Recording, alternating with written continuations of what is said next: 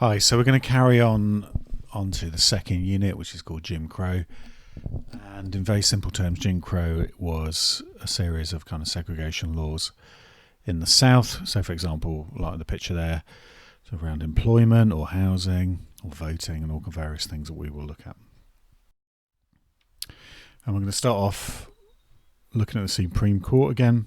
So a little reminder, 9 judges appointed for life by the President, ratified by the Senate, a 2/3 majority.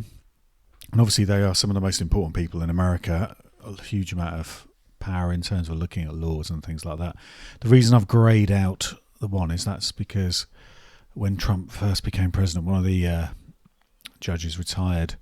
And some have been on there for 25, 30 years. Some have only been on a few years.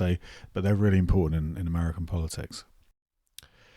And I think it's probably at this point to say, at the end of the day, did some of those judges that we're going to look at have prejudice? It's fair to say they were white males. Racism, homophobia, sexism.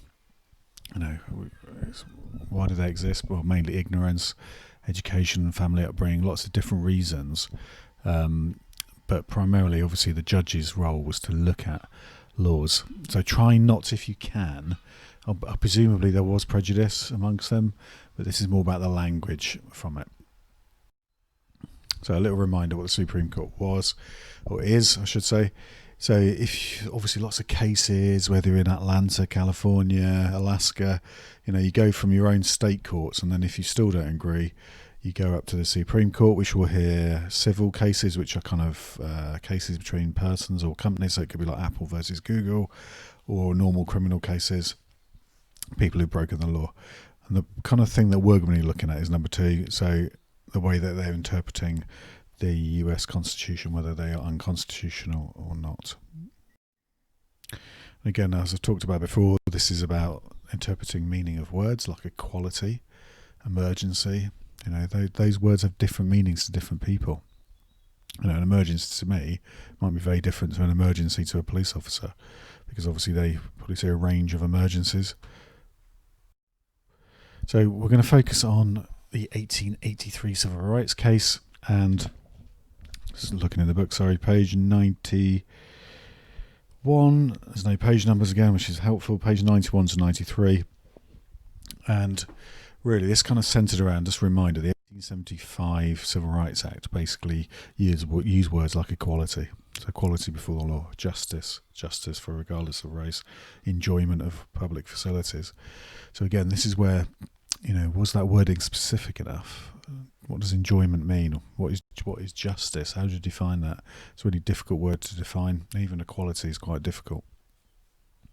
So what happened was, as you look on page 92, is there was a number of cases brought forward by African Americans to the Supreme Court. So there was a case on a railway, there was a case at an opera house, there was cases at some hotels, and basically the African Americans felt they'd been discriminated against, and they took their cases to the Supreme Court, who reviewed it.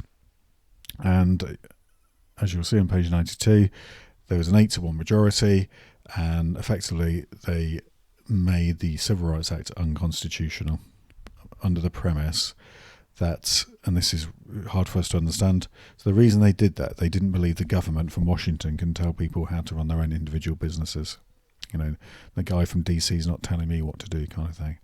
And in what that really meant, so we no longer had a Civil Rights Act, and they made that clear thing about the 14th Amendment, that it didn't apply to states, it didn't apply to individuals, and so individuals could basically begin to discriminate. So if you were a restaurant owner, motel, whatever it was, you could basically, the reaction to this was it led to Jim Crow laws in the South, and kind of opened the green-lighted discrimination in the South. The only small glimmer, I would say, positive, is it led to kind of the beginning of the civil rights movement, and people beginning to come forward and say, hold on a minute, things need to change. So have a read through that. It's quite a complicated case, but it's a very important case. It's kind of a landmark case, and it kind of sets the tone for the next kind of number of years about discrimination in the South.